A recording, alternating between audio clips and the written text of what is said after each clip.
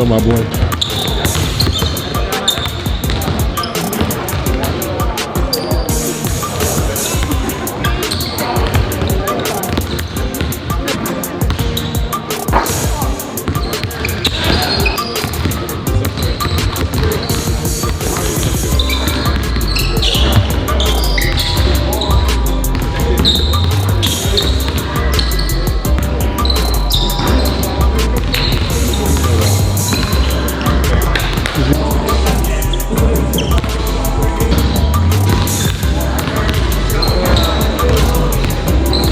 When you're done filming it. I bet.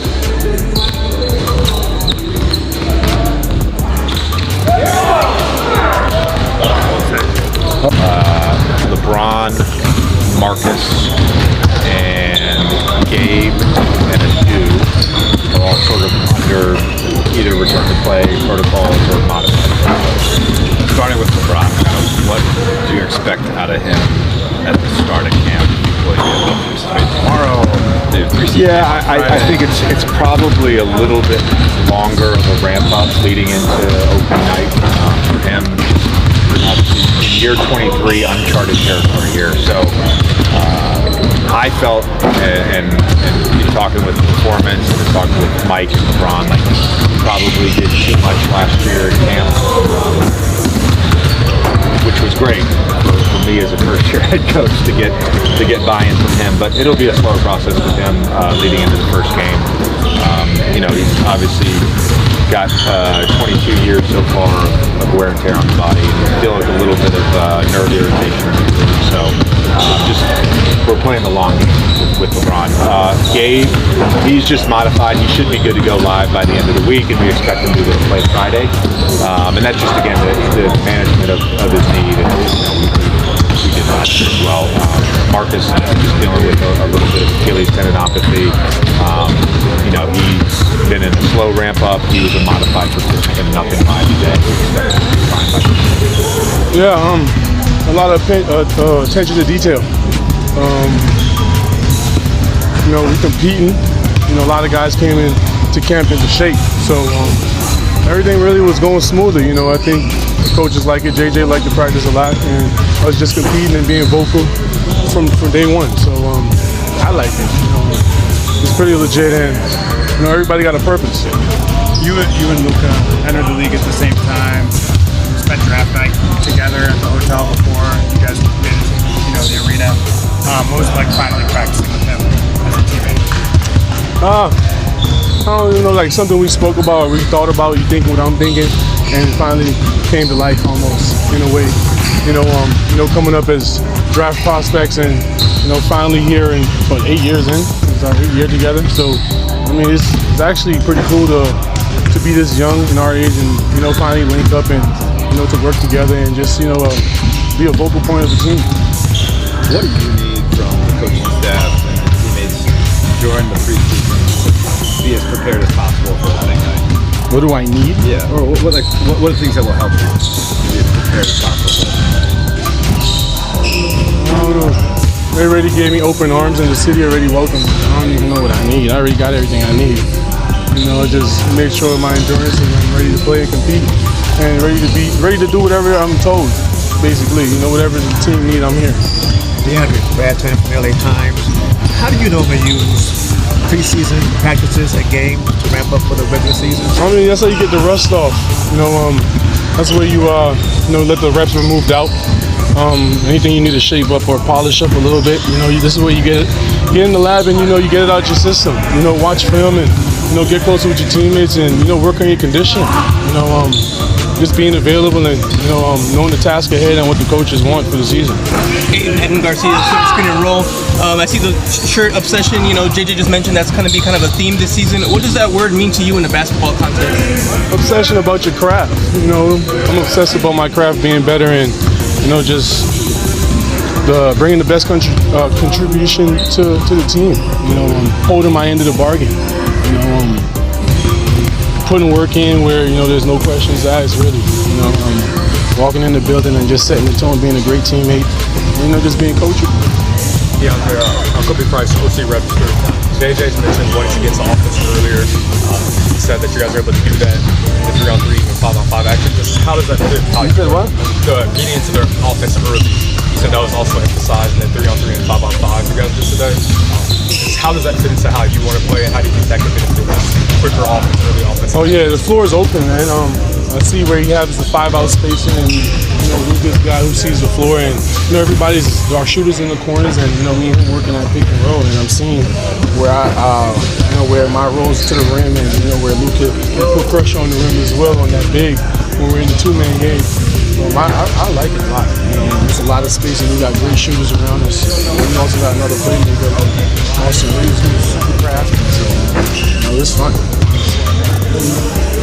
I want to ask you about, for you playing, on the Bahamian national team, just, how it is for the Bahamas, you being on the next day again, like you have been in the past, but also being able to show people, that you can come from that area and then to be able to be able to play for the Lakers, and then be playing for the Lakers, being from the Bahamas. Well, yeah, purple and gold, that runs the Bahamas. If you're from the Bahamas, you're a Laker fan from the get-go, because of Michael Thompson. Him setting the tone, coming into the league and, winning the championship and stuff like that. Here I am following up behind him, just, trying to be a part of this legacy and, just not taking it for granted. It's a huge chip, but like I said, pressure is privilege, man. If I wasn't doing that, nobody would be expecting anything from me. So, I'm really happy to be in this position as a player. And it's hard to explain, putting in the work and you finally somewhere you want to be where it's accounted for. Accountability is something important. DeAndre or Ashburn came to the Lakers from Portland. Anything like never that? talked to him. Okay. You said you've already felt embraced by the city. I'm just curious, what that the social media. Come on now, Laker Nation, they control the social media. One post of you having the Lakers on your chest, everybody's going crazy. So yeah, social media did it. Everybody coming at you, expectations, the draft, and the edits, all of that. Yeah, fans definitely showed love. Last two. Hey, did anybody stand out now that you're actually seeing them up and close on the Lakers roster? What do you mean stand out? Were you surprised by someone's speed or burst, or just playing up close with them in this context versus, being on the other side? Everything's surreal. Like I say, it's real when you get between them lines, man. This is all that daydreaming shit is out of the door. JJ is on it. Everybody's just amped up and super wired up. So, it's really all that pretty stuff is really out the door. It's people trying to work and get down to business. Last question. Your workout routine, Nima told me you came out here. Your workout before, because I know Nima was telling me that you came out here way earlier and started working out here at the facility. Yeah, if you've been in the gym this summer or in this facility, I've been around 24/7, in and out, 2 workouts a day.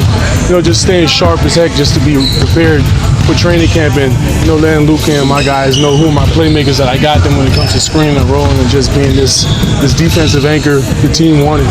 So I'm just fulfilling whatever JJ wanted me to do, and like I'm saying, I'm amped. You know what I mean? Yeah, practice just taking a little. You know what I mean? So I'm just trying to play. Thank you, DeAndre. What'd you think today? It was fun. We had a good time. Competed. Got after it. Like I said, it's fun. JJ told us LeBron is, the plan with him is to be a little more conservative, to take a longer ramp up. What are the ways you think that him and Luka can still forge kind of chemistry if he's not out there, in live reps all the time? Yeah, just communication. To have, good dialogue back and forth, what everybody likes, what, we think we can do to be successful. I mean, with him being one of the highest IQ guys to ever play the game, I think it's not that hard to, piece it in, even if he's not out there right now. He sees the game just as good as anybody that's ever played the game. So, like I said, just having conversation, dialogue back and forth, what we feel like we could do to, help our team be successful is going to be, I think, key. How did he kind of participate without being on the court today? How did he? Yeah. It's Brown. He's always going to, observe, kind of how he does it, and then communication. I think that's the approach that he's going to take right now is just being one of our vocal leaders. That's what he's done his whole career. That's what he's done his last 5 years that I've been with him. So I don't expect anything else. JJ mentioned that there's next week there's a fun exercise he has planned for you guys, a non-physical fun exercise in terms of maybe team building. He said a few guys know about it. Did he tell you, or do you know what he's talking about? Hopefully it's golf. He told me. Yeah, told you. Maybe pickleball. He probably picked pickleball or something like that. But he's scared to. I've never beat him in a money game of golf, so I don't know why he wouldn't pick golf. So. Are you good at pickleball? I've played once. I don't know. I had decent hand-eye coordination. I played more tennis, so he don't want to play me in tennis. How did DeAndre look specifically pick and roll with Luka? Oh, good. Obviously, these are very new reps. I was able to play a couple pickup sessions with him a couple weeks ago, so we've had a couple more times. It's the first time I've seen him and Luka play, but Luka passes the ball so well that he needs to expect open lobs, open floaters, things around the paint. But they look good. But we're gonna have to continue to build that and kind of have that learning curve of knowing what and when we want to do stuff. So it was fun.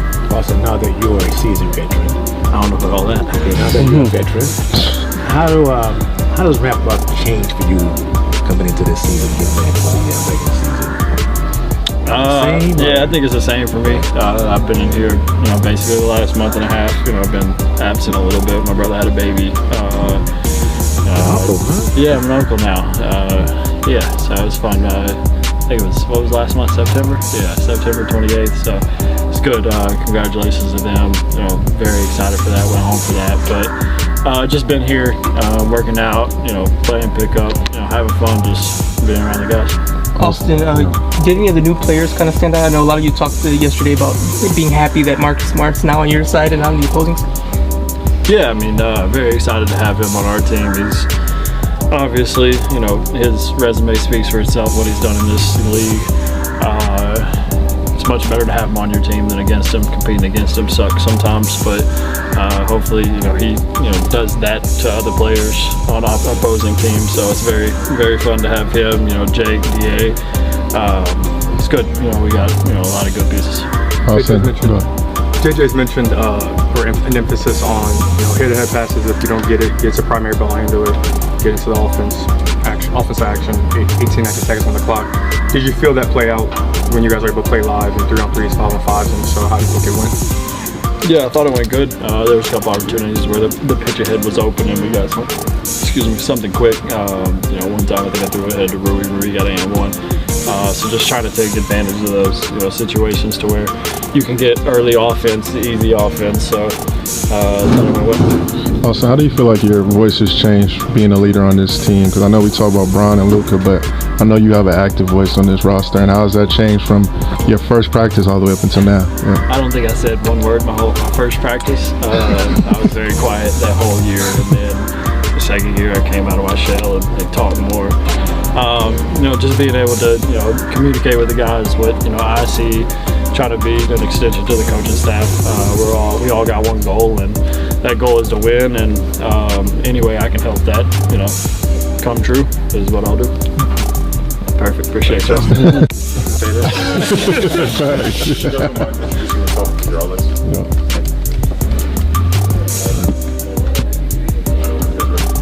Nick, hey, can't wait to with the Athletic. Thank you. What's this been like from, leaving Charlotte to this opportunity? Kind of take us through the steps of getting a chance to play here. Yeah, it's been crazy, especially when I stepped in foot in the facility on media day. It was hundreds of people in here. It's probably 20 people in media day in Charlotte. So it's definitely a blessing to be here and learn from the best. This was a place you worked out, I believe, right? Yes, sir, my pre-draft. And stuff like that. What was it then that was exciting about being a Laker, and what did it feel like to have your journey kind of take you this way? Well, I was just trying to, get my foot in the door. When I came here, trying to do a pre-draft workout, and I think I did pretty well. And just for me to end up here now is kind of crazy. Like I said, just thankful for the opportunity just to get better and learn from the best. Nick David, with ESPN. See, Yes, sir. what do you think you can take from the stuff that you showed in Charlotte that gives you confidence coming into this job, and then what do you say is like the next step in your development? Yeah, well, I say my next step in my development is just keeping the game easy, keeping it simple, not really doing too much. And I say just my shooting ability, just to be able to, I feel like I can go anywhere and help the team, put the ball in the basket and stuff like that, and also just being need to be a better defender as well. Go. Coach, you gotta go. I'm Taylor Diaz. I'm with the Lakers. Just wondering, on your first day of training camp, were you kind of like stuck by or learned from, since you got here? So recently. What did I learn when I got here? Just who'd you like kind of hang close to today with the Lakers on your first day of training camp? I'd say it was like a team. It's a team effort. Okay. I'd say Gabe, because I got a lot of questions because of trying to figure out, the system and stuff like that, what JJ want, and what JJ need, and what the team needs. So just asking him a lot of questions. He's been very helpful. For sure. Can you explain just this journey, for you? I mean, being one of the top high school prospects, getting into this position now, and also battling adversity, because you did that in college too as well with the injury. But how has this been for you, and being in another step where you're like, I've already been here before with the adversity, and having so many people believe in you too as well amongst this journey? It's a blessing, man. I got a great support system at home. They pulling for me at home, and I just try to come in here and grind wherever I'm at. Just try to grind and grind it out, and just learn each and every day. I'm still young. I still got ways to go in this league, and I know that. So really just take as much information I can every day from JJ and from the players, because the players has been there before at the highest stage. So just excited just to get it rolling. And then what is the response from the homies too, like you being on the Lakers? I know it's crazy too, especially. Yeah, they got a lot of questions and a lot of comments and stuff like that. I try not to get too much in it, just to stay locked in and stuff like that. So it's pretty crazy back at home. So my phone been blowing up. What was the timing like of this move for you? It happened so late in the offseason to be released from Charlotte and finalists. Does it make you feel like you're kind of trying to catch up to the process? Yeah, just not really catch up to the process, because that's just the NBA. Sometimes things are not gonna work out where you're at, and I understand that. Of course, I'm just trying to catch up, just trying to, because guys been here in the summertime, so I'm gonna ask as many questions as I can just to get it rolling. But as far as my game, I'm always there ready. Like you mentioned the defense, where you specifically thinking point of attack, weak side, off the ball. What are the things that you want to focus on? Everything, on the ball, off the ball, even switch five when we switching, guarding bigger defenders. I gotta get stronger, get bigger. So we could be able to do that in a game. Learning weak side tag, pretty much everything. Nick, is this something where you were? I apologize, it's confusing. I tend to do that every once in a while. Right, you good? I'd hold off on that. You're a guy who's been able to score the ball, right? You did it in high school, gifted offensive player. And in Charlotte, there was kind of like, let's see who's going to be our scorers and stuff like that. Yeah. How do you take those skills and apply them to a situation where there are guys here who score the basketball? Like what parts of your game do you think fit? Where are the other parts of your game do you think that you have to kind of uncover? Yeah. We got some of the best players that ever played the game here. So, obviously I'm not going to come in here trying to, whoopie-doo and do everything and stuff like that. So, it's definitely going to be very quick decisions, quick decision making. And, I understand that. And, it's either you shoot or get off of it, to be honest with you, especially when you're a young player and trying to learn and stuff like that. So, I still know my game. I still know what I'm capable of. So, like I said, I got a lot of ways to go in this league. Nick, back to LA Times. Was there anyone that you looked at in the NBA that you try to pattern your game after, or you try to look at and say, this is someone that I can have to be like? My favorite players are Kobe Bryant, Kyrie Irving, and Bradley Beal. So, I've been watching those guys. First name, not a bad name to have. Yeah, not a bad name at all. No. Nick, Edwin Garcia, silver screener role.